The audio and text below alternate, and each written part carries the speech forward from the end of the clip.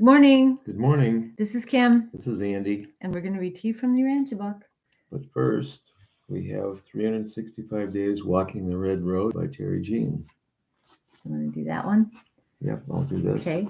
So, Today, it's a piece by a Kiowa chief named Satanta, or a white bear. Satanta means white bear in Kiowa. He lived from 1830 to 1878. And he said, the Kiowa braves have grown up from childhood obtaining their medicine from the earth. And then a native to know, Kiowa chief Satanta devoted himself to the preservation of the Kiowa way of life. He was an eloquent speaker, whom the whites called the Orator of the Plains. The Orator of the Plains. He lived, he died in the 1870s. Mm-hmm. Okay. So, the Kiowa people Excuse me. are now located in southwest Oklahoma.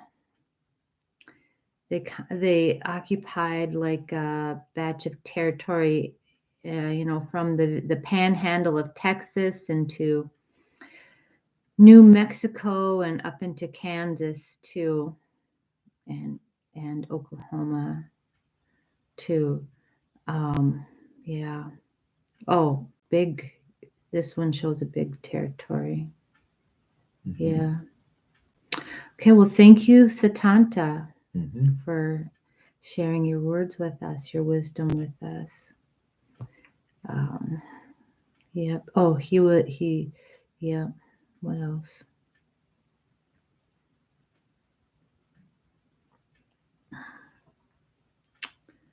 What happened to Satanta?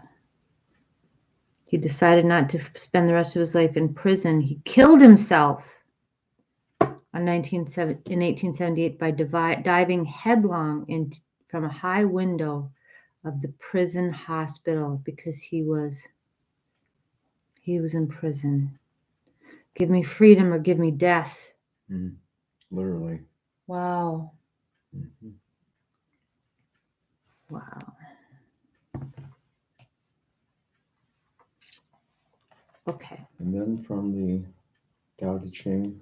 Translation by Ralph Allen Dale. Show me the pretty picture. No. Well, I mean that and... See, because I love the photography here. It looks like it's a moonscape or something. What is that? Right? Some kind of a moonscape, I think. Mm-hmm. Is it? Looks like. I think it's a moon. It's from the moon. Or is this some kind of... It's hard to know what that is. It's beautiful, though. Do you want to read it? Sure. So this is the sadness of superficialities and of the unfulfilled great integrity. It is sometimes deeply depressing to be a rebel, knowing that we can never share most people's way of life, nor can they share ours. Schooling stuffs the brains of our children with trivia. The more the trivia, the more their anxieties. They indoctrinate the children to believe that the consequences are grave when they fail to distinguish good from evil and agreement from disagreement. What gross nonsense. To escape the rubbish of all this so-called knowledge, in the winter people run to the great feasts of lamb, pork, and ox, and they climb high in the mountains to view the first signs of spring. We are so different, having no desire for the trivialities, nor for their compensations. We are like infants, not yet knowing how to laugh, ever wandering, and having no home to which we may return. While most people are obsessed with superficialities, we feel empty. While most people feel they know so much, we feel simple-minded. While most people believe they live happily in the best of all possible worlds, we are despaired to witness this world. It is so painful to know that we will always be outsiders, endlessly moving like the ocean, aimlessly blowing like the wind. While we fear what others fear, we don't treasure what others treasure. Our treasure is the great integrity. However, until it is shared, it will not be the universal integrity. for we are part of them, and they are part of us. So here you see this divide between people who have this understanding of what's really important in life and the people that are going around like grasping at meaningless garbage, you know. Mm-hmm. So you have that divide here. And yeah, I feel that strongly. Yep. But we're part of We're part the of those people. meaninglessness, and they're Well, part of our. They're part of us, the people that it needs to be the universal integrity. So these people that don't understand what's really important, they're part of us too. Mm-hmm. Mm-hmm. They're part of our world, and we share. Mm-hmm. We have to share our world with them. Yep. We do. So it's a sad thing being different, being outside. Mm-hmm. That's something that I've felt a lot. I've always felt like that. Okay. I think maybe many people might feel like that. Yeah. I know a lot of, well, now it's kind of, what's really disturbing is it gets to be an in trend to be an outsider. So that's like this fake outsiderness that people try to get to. It's like trying to be like woke and hip and stuff. You know what I mean? Instead of just being what you are. You get that too? Okay, that's almost worse than right, than just being in the rat race. Yeah. It's trendy to be a rebel. It's trendy. No. Well, today we're in the Urantia book in paper 37. Paper 37, section 6, celestial overseers. Okay, so we're learning about all the personalities of the local universe. Celestial overseers. The Nebadon educational system is jointly administered by the Trinity Teacher Sons and the Melchizedek Teaching Corps. So we have an educational system. Okay, Trinity Teacher Sons and Melchizedek Teaching Corps. But much of the work designed to effect its maintenance and upbuilding is carried on by the celestial overseers. These beings are a recruited corps embracing all types of individuals connected with the scheme of educating and training the ascending mortals. There are upward of 3 million of them in Nebadon, and they are all volunteers who have qualified by experience to serve as educational advisors to the entire realm. From their headquarters on the Salvington worlds of the Melchizedeks, these overseers range the local universe as inspectors of the Nebadon School Technique. Designed to effect the mind training of the spirit education of the ascending creatures. Okay. The training of mind and education of spirit is carried on from the worlds of human origin up through the system mansion worlds and the other spheres of progress associated with Jerusalem on the 70 socializing realms attached to Udentia, and on the 490 spheres of spirit progress encircling Salvington. Okay. On the universe headquarters itself are numerous Melchizedek schools, the colleges and the universe sons, the colleges of the universe sons,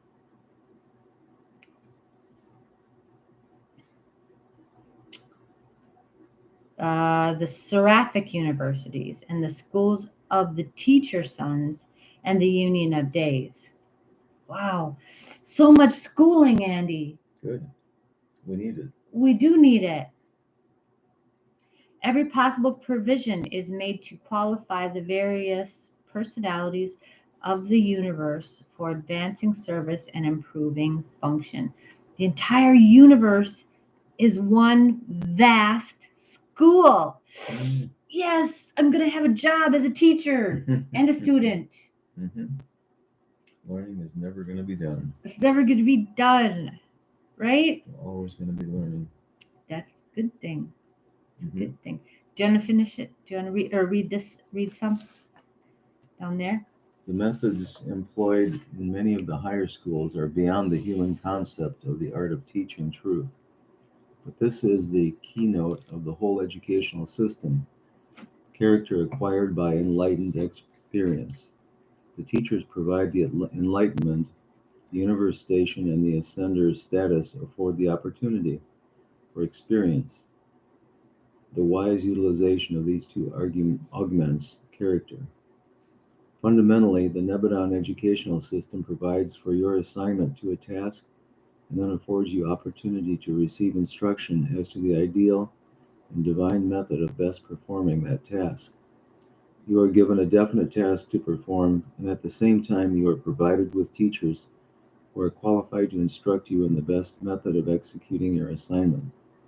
The divine plan of education provides for the intimate association of work and instruction. We teach you how best to execute the things we command you to do. The purpose of all this training and experience is to prepare you for admission to the higher and more spiritual training spheres of the super universe.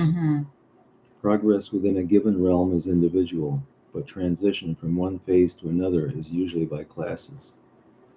The progression of eternity does not consist solely in the spiritual development. Intellectual acquisition is also a part of universal education. The experience of the mind is broadened equally with the expansion of the spiritual horizon. Mind and spirit are afforded like opportunities for training and advancement, but in all this superb training of mind and spirit, you are forever free from the handicaps of mortal flesh. No longer must you constantly referee the conflicting contentions of your divergent spiritual and material natures. Right. So you don't get hungry. You don't have like disease. You don't have to worry about dying anymore. You don't have to worry about getting old. You don't have to worry about being attractive. You don't have, you know what I mean? All of these things. You don't have to worry about keeping up your home and your job and all of this stuff. You just, At last, you will be qualified to enjoy the unified urge of a glorified mind, long since divested of primitive animalistic trends towards things material. Before leaving the universe of Nebadon, most Urantia mortals will be afforded opportunity to serve for a longer or shorter time as members of the Nebadon Corps of celestial overseers. Wow. Okay, so Urantia mortals get to serve as a celestial overseer. So you get to serve then. So, there's lots of jobs that we get trained for, and then and it's I love it that it's both like an intellectual kind of like broadening of the mind, but it's also very practical, very hands-on. You use these skills that you're acquiring and demonstrate this knowledge in an active way. This is to some extent not unlike what happens to a person when they enter the military. The military strips you of your previous identity. And this is like that. It strips you of your previous identity. Never mind all that hunger and physical but that's stuff. not your identity, though. I mean, you still have your self-awareness. But you're just not. Well, the military, takes you away from home, so that now the military becomes kind of like your home and your family, and it's it's a pretty strict kind of. Yeah, you're really becoming a different person. Because it's really isolating you from a lot of stuff. But I don't think it's doing that. I think it's just a natural consequence of death that we emerge beyond these physical concerns. Yeah. Sometimes I think what the military does to people is kind of cruel in a way, although, maybe it's necessary, maybe not. You know what, I don't know. I know you've been through a lot of that, and you have both, like very intelligent criticisms and some intelligent, because you've been through it, so you know what it does, and it can make you really a strong person. But that it does seek to But change you're you. living on a whole different level Yeah, than your previous self. and you can't get any sleep. That'd be really hard for me. It was hard. Yeah, but I don't think this is trying to change you as much. Well, you emerge from all those attachments to physical um, means of living, because you pass through death. But then after that, then I think it's more like expanding your um, your mind and your potentials, and teaching you to be more perfected in the sense of being consistent. Now, perfect, like this is such a strange word. The more I think of it, like, what does that really mean? Like, perfect, I'd always thought was to be like so rigid you couldn't, you know but it's more like, like immorality. Immorality, or like doing the wrong thing, is still an option for us. I mean, we think of before if you find, like, if the cashier at the grocery store, you know undercharges you by like $10, or gives you back too much change. Like, say they give you back a $10 bill, you're actually thinking, well, it's not my problem. I could just hang on to this $10 bill. I mean, what, I could do that. It's like, but then you think, well, that's not the right thing to do. And then, so that's still a possibility for us. So then when we become perfected beings, that doing something that's not right is no longer a possibility. You know what's right in every situation. That's what the perfected is. Right. And we do that, we become that according to will. It doesn't mean you don't have freedom. See what I mean? Because I'm thinking like perfection would constrain your freedom, but I don't think it means that. You see? Right? Right. Instead, you just know the right thing in It increases any your freedom because you're no longer conflicted over whether over to do what the to wrong thing yeah. or not. Okay, yeah. It's all out the window. Yeah. You become enlightened, Right. and perfected.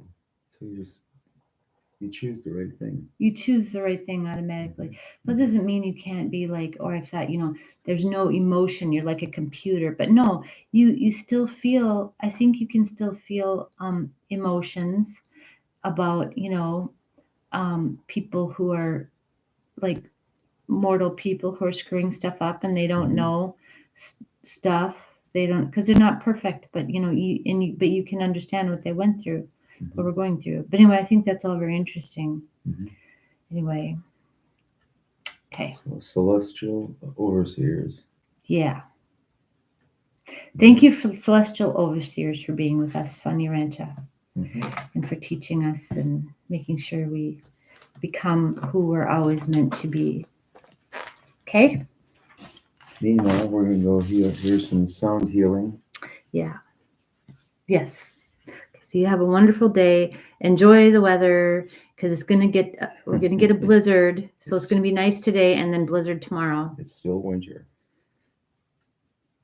Yeah. Jeez. Okay. All right. Okay. Catch you later. Bye. Bye now.